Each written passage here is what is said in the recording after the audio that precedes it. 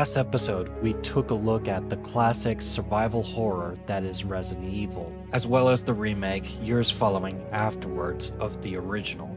Even though that the original has some minor flaws, this is still a classic, while the remake enhanced it in 5 times in its details, its lore, and its world building in itself. It's still considered as a classic along with its original. I might talk about the sequels such as like Resident Evil 2 and 3 that followed afterwards, but now I gotta have to talk about the knockoffs, or Resident Evil clones, or RE clones for short. The ones that tried to copy the exact same mechanics of Resident Evil either faded into obscurity or became successful.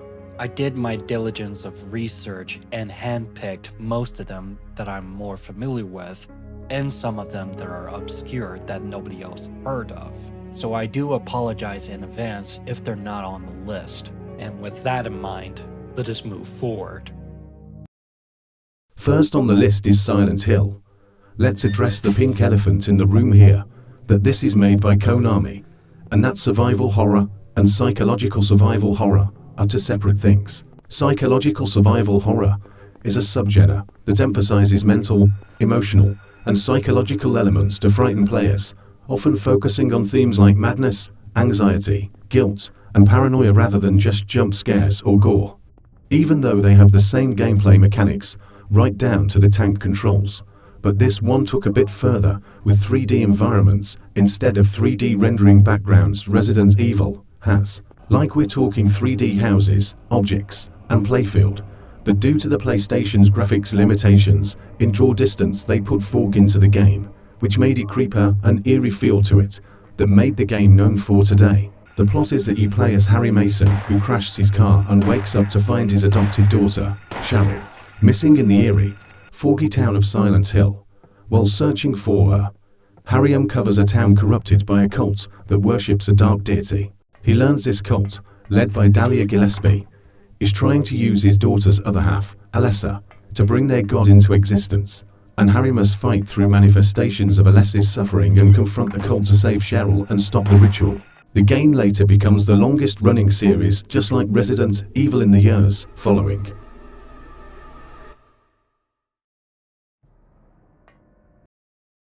Alone in the Dark, The New Nightmare. In my previous video, I mentioned that Alone in the Dark from 1992 is the source of inspiration for Resident Evil's gameplay mechanics. The developers who made the game, Infogrames, decided to bring back the series by ditching the 1920s aesthetics and bringing it into the modern era. I did some digging, and they were planning on making Alone in the Dark 4, but instead they ditched this idea with its 1920s aesthetics and instead rebooted it into the modern era. My theory is that they got outclassed by Resident Evil due to its mere hardware on the PlayStation. I actually found the article that states that the reasons why they rebooted it is to bring in new audiences, but also compete Resident Evil in this survival horror genre. Despite not knowing about Silent Hill and its psychological survival horror that started out in the late 90s. The gameplay mechanics are the same as like Resident Evil, only except that there's no safe room to inventory management or to save the game. All of it is done through the in-game menu and also the inventory menu. Hell, Silent Hill has a save feature, yet this one also doesn't have a inventory management. But getting back to Alone in the Dark, The New Nightmare, you're playing as either Edward Cornby or Aline, and the story is that you're going to this island just to meet up with Dr. Obed Morton, only to be attacked by shadow beings that come out of the dark. According to the files, they are native to this island that is also rested within the very undergrounds, in the Native American ruins known as the Abkhani, a lost Native American civilization that hasn't been invaded by Spaniard conquistadors. And Dr. Obed Morton, for whatever else reasons, wanted to break the seal in order to see where the Abkhani ruins is. An archaeological find of the century, not realizing that he disturbed the evil that rested within the very undergrounds. Even though this has changed drastically from its original predecessor, it did bring in newer audiences who are unfamiliar with this franchise in the beginning. This is still a classic all around, despite its rivalry with Capcom with Resident Evil. Either way, it's still a good game that I recommended. Evil Dead, Hail to the King. Developed by THQ and Ironworks Studios, Evil Dead, Hail to the King is yet another survival horror, but based off a horror movie trilogy of the same name. Yeah, when I first heard and saw this, I was like, how in the fuck did I not even heard of this? Like, I've watched the original trilogy, such as like Evil Dead 2, Dead by Dawn, and Army of Darkness, yet this game just flew way under the radar. You take control of Bruce Campbell's character, Ash Williams, who has to go around and find the pages of the Necronomicon and stop his evil clone. The in-game cutscenes were impressive at the time when the PlayStation is showing its full potential of its graphics. And the voice acting performance is all done by the legendary actor Bruce Campbell. Yeah, read about you back at the cabin. Look, the professor really screwed things up, didn't he? I can literally hear his voice all day and it kicked fucking ass. You're a little old to be a Wolverine, but then again, we seem to be running low on new recruits. Thanks, but no thanks, Doughboy. My scouting days are over. And so are yours. The gameplay mechanics is much of the same with the tank control system, only they added combat system in boss fights. Like you can literally see their health bar in the top right. Even though the game looks great and impressive, but there is one flaw that just defeated the whole purpose, and that is respawning enemies. See, respawning enemies is the classic trope of video gaming history, but for a survival horror that has a respawning enemy, that's just too much. Especially with the limited health pickups and ammunition. Overall, it's a good game, but it has that flaw to nitpick on. So, on to the next one. Hell yeah, Dino Crisis. See, Dino Crisis is another survival horror that was developed by Capcom under the director of Shinji Ikami, the man who is responsible for making Resident Evil. The major difference is that Dino Crisis pushed its 3D graphics capability on the PlayStation with its environment rather than just the pre-rendered 3D background. Like, we're talking Silent Hills levels of 3D environment rather than just pre-rendered. Instead of going against zombies, you're going against dinosaurs that just shift in and out of timeline. The plot involves with a special agent named Tom who infiltrated the military experiment facility as one of the researchers, and he found an unexpected guest that is in the facility, Dr. Edward Kirk, who was allegedly died from the explosion of the Third Energy experiment several years back. Unfortunately, however, he is alive and well by faking his death, and now he's the head researcher of the non-weapons project of the Third Energy. As Carlos from Resident Evil 3's remake puts it, so this search and rescue mission is really more like find and detain. Right. Good to know. You play as Special Agent Regina, who was sent in to capture Dr. Kirk for questioning. Only now they're being attacked by dinosaurs that just appeared out of nowhere that happens to be inhabitants to this island alone. Much like Resident Evil, it has that one unique feature, and that is, of course, ducking in and out of air ducts just to get around the entire facility. It actually acts as a hub, but it also, however, saves enough time on the backtracking from point A to point B. They did something completely different with the inventory box, which is clearly indicated with these color-coded inventory boxes. Red boxes contains ammunition, yellow boxes contain ammo and health pickups, while green is mainly health pickups. But it requires to find the specially color-coded spark plugs that either requires 1, 2, or possibly 3 in order to have access to those boxes. I forgot this one feature that's in the inventory screen called the mix screen, where you combine either medicines or combine darts into a more powerful tranquilizer against dinosaurs. Much like Resident Evil, there are safe rooms, only this one is a tad different than Resident Evil. Instead of just saving it onto a typewriter, it's by going into the safe room, exiting out of the safe room where it gives you this prompt of you can just save the game before exiting out of the safe room. Overall, it's another hit and another classic by Capcom in its own official book. But now, let us dig into the obscure shit that nobody else has ever heard of that is turned into a survival horror game. Deep Fear. Imagine taking Resident Evil and then combined with James Cameron Abyss. And you got Sega's blatant obvious answer to Capcom's survival horror on Sega Saturn system. I've seen gameplay footages of it, but never absolutely heard of it. I mean, you got the same mechanics just like Resident Evil, only now the voice acting is just too fucking weird. I mean, I get it that Resident Evil has that awkward voice acting, but this one is just a lot worse. Have a listen. Come too. Oh, there's no problem with my CFOX system. No accident should have occurred. Oh! Barry, where's Barry? Oh! Barry, where's Barry? This is terrible. My masterpiece is ruined. Oh, what am I gonna do? You take control of a rescue ranger by the name of John Mayer, who is stationed at the underwater facility plant, known as the Big Table. Unfortunately, there is an accident that is outside of the Big Table, and he was sent out to rescue any other survivors from the crash, only to discover that the survivors are mutating into the creature Abomination that is on board, and the transformation are horrific.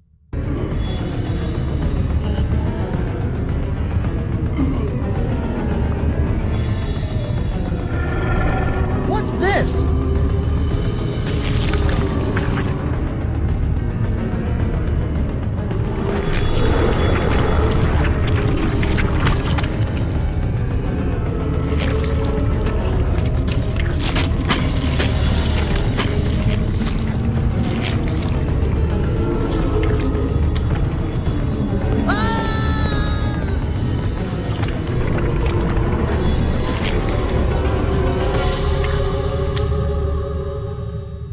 This thing kind of reminds me of John Carpenter's The Thing and Ridley Scott's Alien. I forgot to mention there are two features that are actually in this game alone, such as like the oxygen feature and what room you're in. Besides the air system being down, there seems to be no major damage. There are panels to interact with in order to bring back the oxygen level to 60. But however, it adds the difficulty in survival horror challenge into the playing field when fighting an enemy or a boss fight. Now, I'm not sure if this is just a rumor or not, but much like Evil Dead, it also has respawning enemies. For a survival horror that you have to worry about the oxygen level, you have to worry about constant of respawning enemies, which I'm not even sure if this part is actually true. The cutscene presentation is very similar to Resident Evils 2 and 3, which I'm not for sure if they're in the exact same engine or different engine altogether. However, there is one major problem with the Sega Saturn altogether, is that it has that watch battery that you have to constantly replace in order to actually save your game. Yes, you heard me right, just a watch battery and not a memory card, unlike the PlayStation. You know, for a unique survival horror such as like this one, being defeated by a common watch battery is just freaking insane. That has got to be one of the dumbest designs I have ever heard on the Sega Saturn. I wonder how far it will last before the battery expires. Weeks, maybe days even. It's like playing Russian roulette if the battery is gonna crap out at some point before buying a new one. Right? It'd be a pain in the ass just to go to your local store just to find the correct one and just replace it. Overall, it seems like it's a cool concept, but sucked mainly due to how it's being on the Sega Saturn. So let's bring out another misfit in the category. Martian Gothic, Unification. Much like Deep Fear, how it's underwater, but now it's in space on Mars Station. Oh, you thought Dead Space is Resident Evil in space? Well, look no further, that this one is the OG Resident Evil in space. Hell, the story is very similar, right down to the self-destruction at the end. You take control of 3 characters by swapping from one character to another to solve a puzzle on their end, or some cases to characters to solve a puzzle. Interestingly enough, this gameplay mechanics would later be in Resident Evil 0 years later, by switching characters to solve puzzles, including inventory management as well. However, the game has some serious issue on the PC port of Martian Gothic, mainly due to bugs and glitches. The port is made while I was debriefing the PlayStation version for this review. The fatal flaw of this game is that the 3 characters can't be near each other, or it's game over. Plus the saves aren't forgiving, it has 2 or 3 saves on a terminal. It's only rare to see 6 or 8 saves on one of the terminals later in the game. Overall the game is hard as balls to beat, without screaming in pain. Let's move on to the next one. Men in Black on PlayStation. Anybody who is familiar with the Men in Black trilogy that stars with Will Smith and Tommy Lee Jones may know that it has something to do with protecting Earth, the galaxy, and the whole universe from alien threats or world domination. But actually, it is actually based off of the comic book series that I didn't even know even existed, based on the Men in Black conspiracy theories.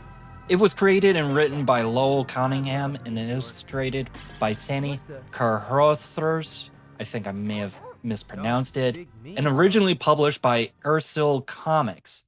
Ursul was later acquired by Malibu Comics, which was then acquired by Marvel Comics. You may be sitting there and wondering, what has that got to do with this game that I'm seeing right now? Well, it has Will Smith's character, but it's not based off of the movie, but rather some collaborations of the comics, I guess. Like, we're talking compilations of either the comic books' stories or just the movie's story in general. As per usual, it has the exact same tank controls, only this one has the jump mechanics. Much in the same way as like Alone in the Dark from 1992. Yeah, I forgot to mention that with it being the first ever survival horror, it also has platforming.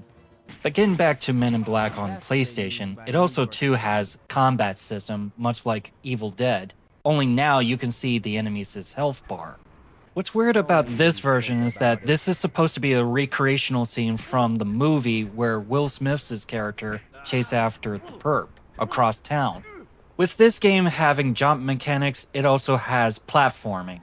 One little misjump and it's back to square one. Did I forgot to mention that this game has a checkpoint that you can actually save the game? Yeah, this is actually of course not a survival horror, even though it has the tank controls, the jump mechanics just like in Alone in the Dark from 1992. This one in particular is more of an action-adventure platforming than just a simple survival horror of just going from one location versus the other location. No, this is just straightforward and linear. And finally, we made it to the roof where the perp is, and we finally have a one-on-one showdown of just fist cuffing. Once we do knock the perp out, he's holding an Olmec statue that wasn't even in the movie, and then Kay shows up and memory wipes you. And who the hell are you supposed to be? A friend.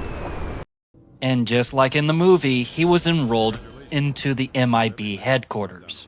I like to point out that you could play as one of the 3 characters if you step into Zed's office for a mission debrief. No, really, you can actually select one of them just to start the mission, just like any other games that I've recognized, such as like Street Fighter or Mortal Kombat. I really do love the recreation of the set piece of the MIB headquarters. It really does capture the movie universe. It even has the iconic weapons just from the movie with its facts and information that you could just take in your loadout. Hell, Will Smith's character doesn't even look that bad on PlayStation. Did I seriously found a game that is fucking good out of the rest? We can only hope from looking at this. Our first mission is the Arctic base, which kinda reminds me of the John Carpenter's The Thing, where we're about to enter Outpost 31. You gotta be fucking kidding. Man, it never gets fucking old. Once you do enter the facility, it never holds your hand, just like Resident Evil. Like, it's one of those where the fuck do I go kind of games. Overall, it's a good game to just pick up and play and figure out the mystery from here on in. So, on with the next one. Cold Fear. At first glance we both thought it was a sequel to Sega's Deep Fear, but however this one is entirely different. It's published by Ubisoft and developed by Darkworks. Yes, the Ubisoft who's known for Far Cry, Watch Dog, and the boner loads of Assassin's Creed games. It would appear that they tried their own survival horror in the ring, but faded into obscurity afterwards. Not much to reiterate here. Tank controls and camera angles. Although I will tell you that this is another John Carpenter's The Thing, yet now on a tanker ship from Metal Gear Solid 2. Like we are very certain of it after me, and my colleague observed it when making the list. Yeah, it looked like it was borrowing two elements just to make it into one video game. But then I remembered that there was a Dark Horse Comics where they actually brought a predatory type thing onto the research vessel by researchers. After discovering that, I figured that that's probably what they're going for, except now this is just entirely different. You're playing as some guy who's part of the rescue team, only to be ambushed by predatory type things that are on board this tanker ship. I haven't really read into it, other than it just fell into the same category as survival horror. Overall, it's not a bad game from what I can only gather, but still, it's just faded into obscurity from the looks of it. So, moving on. Overblood. You play as a character named Rez who woken up from the cryogenic stasis mainly due to the emergency. The cryo room that you started in is pretty much a beginner's trap. You're searching around the room just trying to find anything else just to keep yourself warm until of course you figure out this panel just to warm up the place and open up this door. How is anybody else supposed to know that is beyond me? Unless of course this is just a trial and error in the first place, which would take about 2 to 3 times just to figure this part out. You walk into this room, open up this briefcase, and you find the jacket, thank fucking god. And then, of course, you find the memory chip inside it, which you're gonna need to wake up that robot in the corner in order to unlock the security doors from the cryo chamber. Did I mention this is a trial and error type of game? And this is actually published by EA. How's that for another recognizable company on the list? After unlocking the door, Rez discovered his own name, and discovered the reasons why he was in cryogenic stasis. What do you know? Looks like I have a name after all. Raz. Raz Carsey. Revival program has been changed due to state of emergency. Original setting for date and time of revival: eternity. Eternity? They never meant to let me out. If it wasn't for this state of emergency, I'd have been in the deep freeze forever.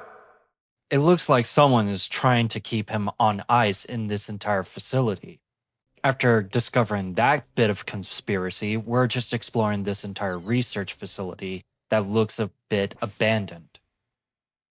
Yeah, the survival horror aspect doesn't even come in until way later. Ah! Man, what a horrible way to die. What is that? A disease? I hope it's not contagious. Yeah, something is deeply wrong in this entire facility, although I'm not even sure what caused it in the first place. What I find it interesting is that the tape recorder that's in the cryo room is actually your portable save system. Plus, it's unlimited use. In case of an emergency or in case of something else goes wrong, you could just save it immediately. Which is a big step up than just the typewriter that's in the safe room in Resident Evil. So far we found out that somebody out there is wanting him to be frozen for eternity, while there is of course a zombie outbreak of some sort. And not to mention of course we're coming across with what appears to be fetuses in a jar. Look like a cloning facility of some sort. I wish I could go on and just explain about the video game itself, but the survival horror aspect doesn't even come in until way the fuck later after exploring the entire facility. So let's just move on to the final that's on the list. Crow Country. This is a very recent survival horror that came out on PC and on PS5. And it's an isometric survival horror. You play as Mara, who has to uncover the secret of what happened into the theme park that is called Crow Country. I really do like the overall style of both the character and the enemies, giving it that toy-like essence feel to it. I've seen Alpha Beta Gamer actually play this game, yet I never even played it myself just to give my honest opinion about it. Though it did pique my interest because, hello, survival horror. I think this is a good game just to take a look at, if you're into this sort of style, of course. And it's time to say goodbye to all of you, but I'll be seeing you again very soon. Goodbye.